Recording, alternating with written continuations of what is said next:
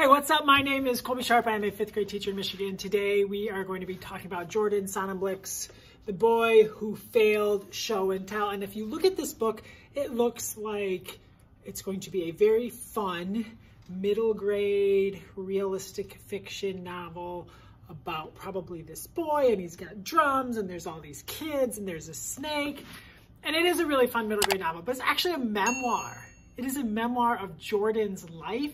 And it was so fascinating to learn about Jordan, to learn about what it was like when he was in fourth grade. And I have taught fourth grade, and then I taught third grade, and now I teach fifth grade.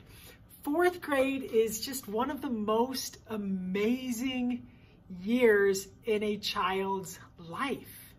It's just like you go from being like this little kid to this big kid. And it's why we have so many books where a kid is in fourth grade, right? It's Tales of a Fourth Grade Nothing that Judy Blume wrote a few years ago, many years ago. It's just special. Like if you've taught kids or if you raised a kid and when they were that fourth grade age, right? There's just something special. It's when kids reach double digits, it's an amazing time of their life. And it was so amazing to learn about Jordan's year as a fourth grader. And you didn't necessarily, him and his teacher weren't right, they weren't super tight. And to read about his journey with Mrs. Fisher and what that was like, and how hard it is for kids sometimes when they don't have that teacher that gets them. Jordan is a kid, or I guess he's not a kid anymore, but he would have been a kid that I would have loved to have taught. And he's so unique and so funny and just had a lot of energy and would have brought so much to a classroom, so much joy to a classroom given the right environment. But all that can also go very wrong if it's not in the right environment. And so to hear Jordan kind of butt heads with his teacher was super interesting. I love that he picked up the drums during this year, and just the thought of him learning to play the drums and having to practice on a dictionary at home, right? That is such a kid thing. You get to you're gonna take drum lessons and you're so excited, right? And you just think you're gonna walk in and be this rock star, but no, you're at home for months practicing on a dictionary. So that was super fun. I love that. I love the part I love that he had a pet snake that he captured out of the wild. And then he got to keep this snake, and then the snake had 20 babies. So as someone who hates snakes with all of my being, as someone who's terrified of snakes with all of my being, it's just so fascinating to read about this kid who loved it. And he wanted to keep these babies, but they had to get rid of the babies, so he got to give them to all his friends, release them into the wild, and they did. Sounds like raising baby snakes is not an easy job because it didn't go very well for his friends.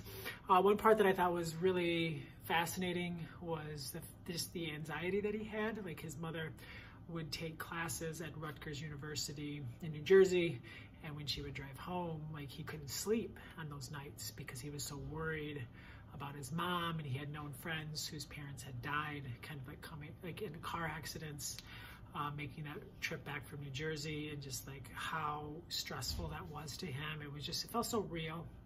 Also baseball, he played baseball, and his strategy was to get hit by a pitch or walk. And I think that's also fun. He just felt such a obviously he's a real person, and he has grown up and read a bunch of amazing books, and this is his memoir. So, but I don't know, he just was so real and so relatable. And this kid wants to play baseball, and we all want to be the great baseball player, but most of us aren't, right? Most of us want to have the best fourth grade year, and many of us don't. But we want to be the rock star drummer, and it just doesn't always work out that way. But just to see this boy's journey, and to just think about the person that he's turned into as an adult was so awesome, and I loved it. And I just couldn't stop reading it. So if you were looking for an amazing book that your kids are gonna love, maybe you want to get them to try a memoir, and they like realistic fiction. Honestly, The Boy Who Failed Show and Tell. I didn't even talk about why he failed show and tell. I guess you'll have to read to find out. But I highly recommend this book. I loved it. It definitely would make an amazing read aloud. I think kids would love it. It would be an awesome book to kick off fourth grade. If you are a fourth grade teacher and you're looking for a first kick off the year read aloud and you want something different, should read this book. It's really good, I promise. All right, thank you so much for tuning in. My name is Colby Sharp. I hope you have an awesome, fantastic day.